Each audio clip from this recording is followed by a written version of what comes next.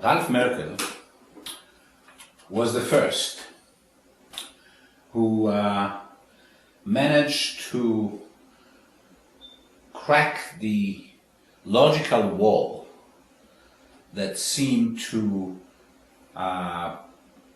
prevent people from using cryptography without a prior mutual knowledge.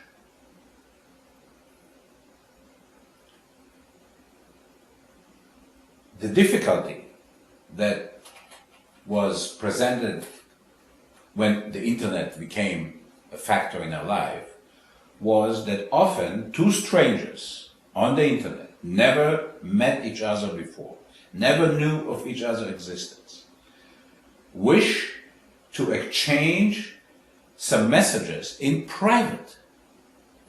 The problem was that all the methods of cryptography for hundreds of years were based on the idea that the two parties to the message transfer knew each other and were in a position to exchange the secret key that they use for encryption and decryption beforehand. Whether it's in a military context or commercial context, the two parties had an opportunity to exchange a secret key without exposing it to the insecure environment of the internet. However, when two strangers meet on the internet, they don't have this prerogative. They have never met before. They have no opportunity to exchange a secret key. What can they do? Since the hacker could read everything that Alice sends to Bob or Bob sends to Alice, some people argued that it is logically impossible for Alice and Bob to establish any secrecy, any privacy against the hacker, because they have to use the medium of the insecure channel that the hacker is privy to. Until Ralph Merkle came up with this ingenious, creative and innovative idea that dazzles people until today, decades after it was introduced. What did Ralph say? Ralph said, let Alice come up with several mathematical problems, difficult problems. Let's say that each problem it takes 10 minutes to let the computer crack the numbers and find the result. 10 minutes. So Alice will prepare, let's say 4, in reality much more, but 4 problems. Each of them takes 10 minutes to solve, and the result are 2 numbers. When you solve it, you get 2 results, a value for an x and a value for a y. So problem 1 gives the result x1 and y1. Problem 2 gives the result x2, y2. It might be any number, 300 and 600, 417 and 212.7, whatever, any numbers. After those 4 problems are presented, are engineered and specified, Alice prepares a table that says, problem 1, number 1, the result for x is x1, the result for y is y1. Problem number 2, x2, y2, etc. for all the problems. All the results pre-mapped. And now, Alice exposes those 4 problems on the internet and says to Bob, Bob, pick one. Pick one. That's the key phrase. Pick one. How? Randomly. Pick anything. So Bob is tossing a coin and decides to pick this problem. Once he picks it, he computes it. When he computes it, he gets the x3 and the y3, because the problem is specified. Now, as soon as he gets those numbers, he sends the value of x3 on the internet to Alice and says, Alice, the x value is 17.6669. Good. So what does Alice do? She goes to her table.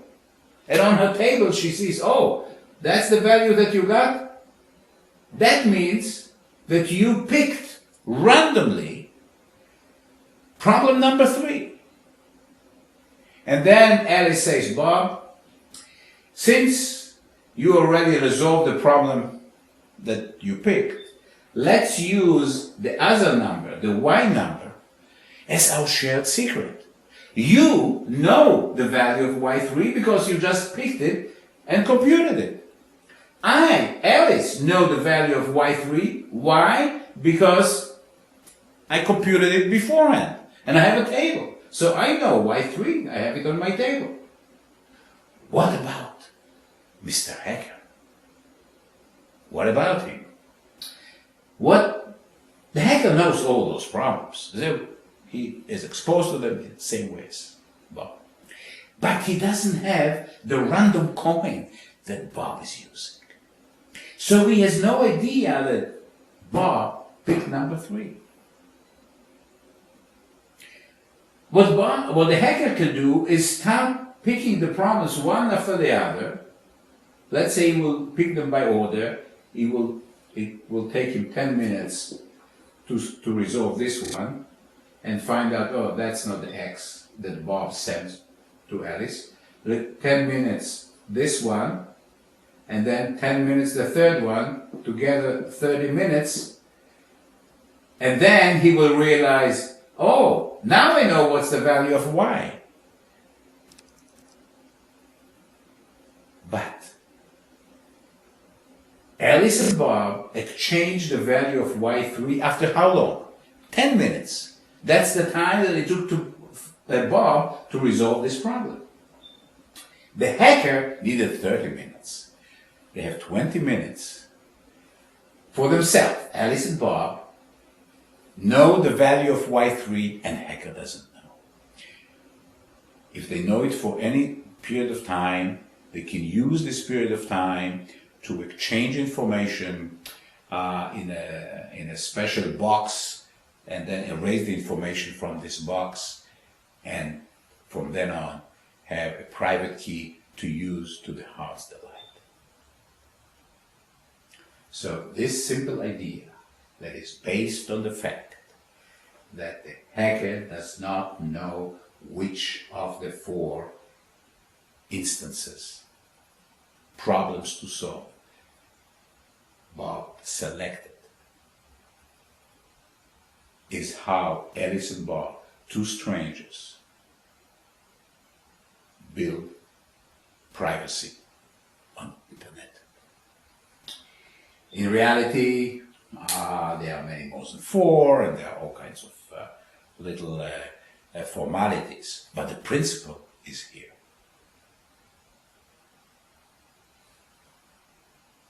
It's a piece of information, this Y3, that is shared by Alice and Bob for a while without Mr. Hacker. And this is so fundamental that it's not based on some complicated algorithms that can be cracked. It's based on fundamental probability. There is a limited probability for the hacker to guess X3, especially if the number of problems to solve is not 4, but 4 million. Okay? So, based on robust probability, Alice and Bob, 2 strangers, can develop privacy and then exchange payment and any other private information, bringing the internet